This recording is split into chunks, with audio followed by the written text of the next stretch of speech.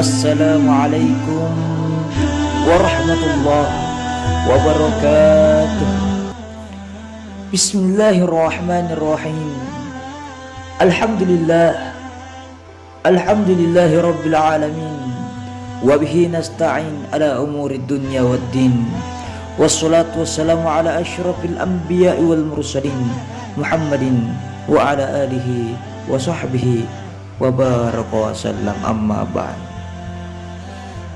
Saudaraku sekalian yang insya Allah dicintai dan dirahmati oleh Allah Subhanahu wa ta'ala,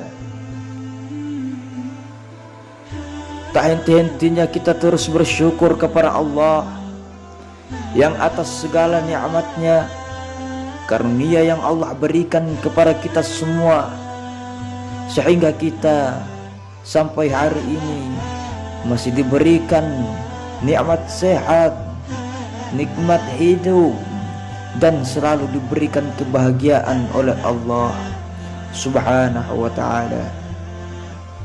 Saudaraku sekalian yang insya Allah dicintai dan dirahmati oleh Allah, kalau kita berbicara tentang neraka itu sangat panas dan sangat mengerikan.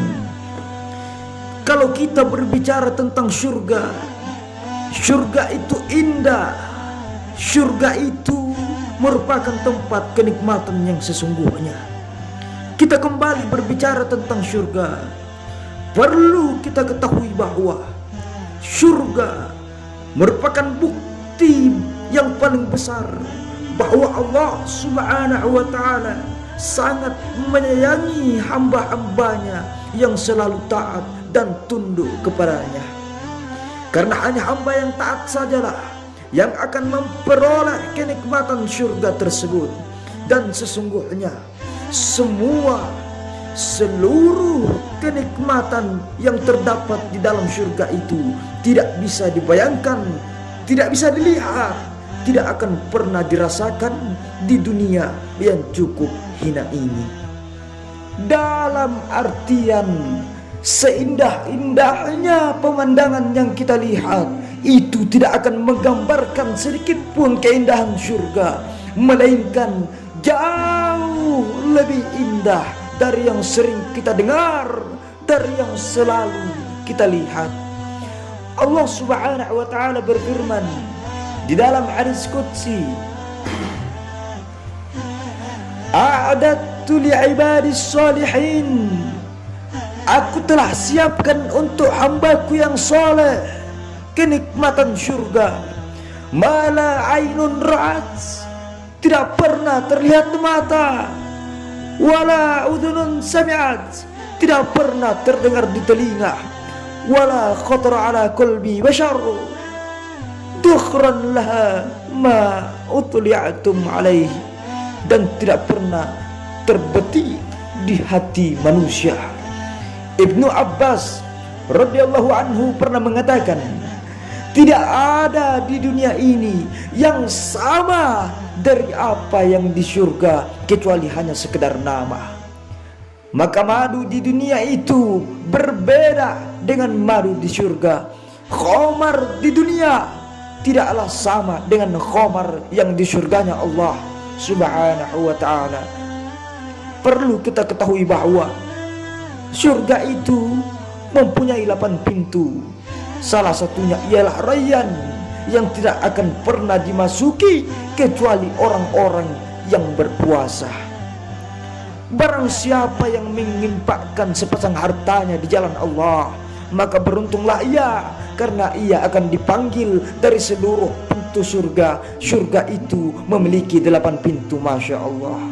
Allah Subhanahu wa ta'ala berfirman, wa fakihatin mimma yatakhayyarun wa lahmi tayrin mimma yashtahun.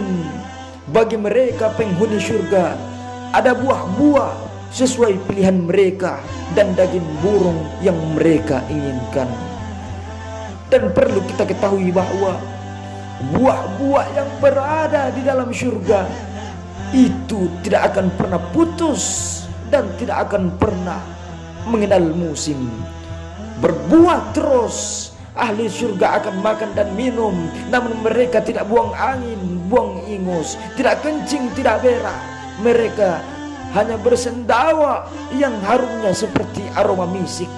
Mereka selalu bertasbih dan bertakbir sebagaimana mereka diberi ilham untuk bernapas. Saudaraku-saudaraku yang dimuliakan oleh Allah Subhanahu wa ta'ala, Allah Subhanahu wa ta'ala berfirman, walahum fiha azwajum mutahharatun. Sungguh Allah telah menyiapkan kepada ahli syurga istri-istri yang suci. Wahum fiha khalidun, dan sungguh mereka akan kekal di dalamnya. Para ulama mengatakan istri yang suci dari haid, tidak buang air kecil, tidak buang air besar, tidak ada nipas, tidak buang air besar, tidak meludah, tidak beringus, dan tidak keluar dari mereka kotoran-kotoran seperti di masa di dunia. Allah berfirman, wa indahum qasiratut tarfi atrabun. Di sisi mereka ada bidadari-bidadari yang pendek pandangannya, tidak pernah melihat laki-laki lain dan sebaya usianya. Adapun puncak kenikmatan penghuni surga ialah melihat wajah Allah Subhanahu wa ta'ala. Idza dakhala ahlul jannati al-jannata qala yaqulu Allah tabaraka wa ta'ala turiduna syai'an azidukum fayaquluna alam tubayyid wujuhana alam tudkhilnal jannata wa tunjina minan nar qala fayakshiful hijaba fama a'tau syai'an ahabbu ilaihim minan nadhari ila rabbihim azza wa jalla. Jika penduduk surga sudah memasuki surga, Allah Subhanahu wa ta'ala berfirman, maukah kalian aku akan memberikan nikmat yang lain? Mereka menjawab, ya Allah, nikmat apa lagi yang akan engkau berikan ya Allah? Bukankah engkau sudah memasukkan kami ke dalam surgamu dan menyelamatkan kami dari neraka?